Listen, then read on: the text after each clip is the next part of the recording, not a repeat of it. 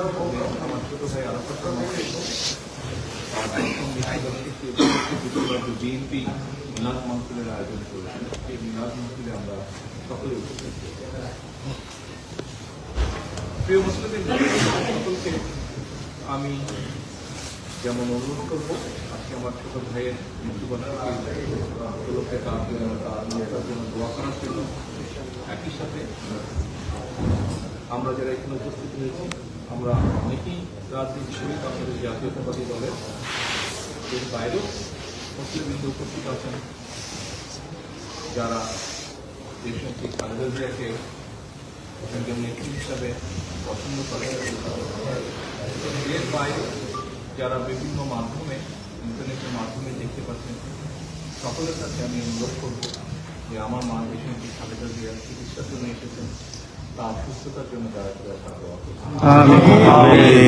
একই সাথে আপনাদের কাছে আমার অনুরোধ থাকবে যে দেখুন, গত 5 তারিখের পরে, 5ই আগস্টের পরে 5 তারিখে যে রাজনৈতিক পরিবর্তন হয়েছে বাংলাদেশে, তারপরে বাংলাদেশের মানুষ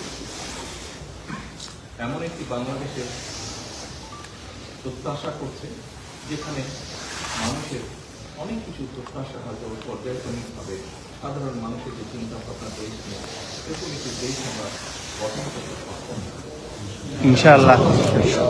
1971 সালে বাংলাদেশের মানুষ মুক্তিযোদ্ধারা যুদ্ধ করে স্বাধীন করেছে।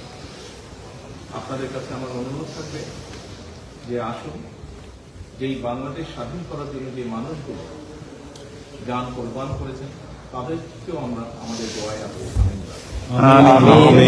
সাথে বাংলাদেশের যে গণতন্ত্র বাংলাদেশের মানুষের প্রত্যাশা, সেই গণতন্ত্র অনেকবার প্রতিষ্ঠা করার চেষ্টা করা হচ্ছে, আবার ষড়যন্ত্র হয়ে যাচ্ছে গণতন্ত্রকে ছিনিয়ে নিচ্ছে।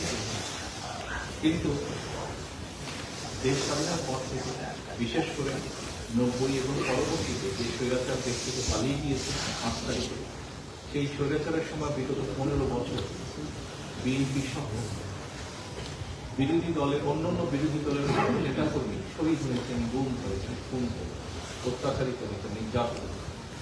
শুধু রাজনৈতিক কর্মী নয়, রাজনৈতিক কর্মীর বাইরেও বহু সাধারণ মানুষ বিভিন্নভাবে অত্যাচারিত, নির্যাতিত।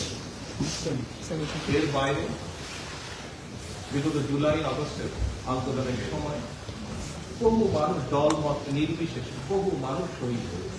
প্রায় 2000-এর মতন মানুষকে পালিয়ে যাওয়ার চেষ্টা করেছে। 30,000-এর মতন মানুষ বিভিন্নভাবে ইনজোর্ড হয়েছে, জখম হয়েছে। আসুন আমরা এই সকল শহীদ এবং সকল অত্যাচারিত নির্যাতিত মানুষের জন্য হাত তুলে আল্লাহ দরবারে দোয়া, দলমত নির্বিশেষে দলেরই হোক না কেন।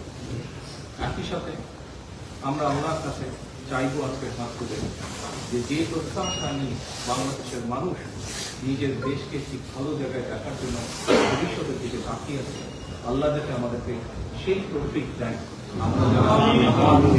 আমরা যাতে প্রত্যেকে সেই বাংলাদেশের মানুষের প্রত্যাশিত দেশ গড়ে তোলার ক্ষেত্রে অবদান রাখতে পারি।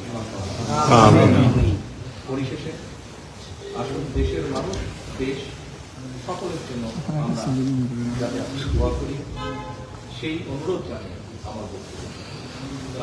আসসালামু আলাইকুম।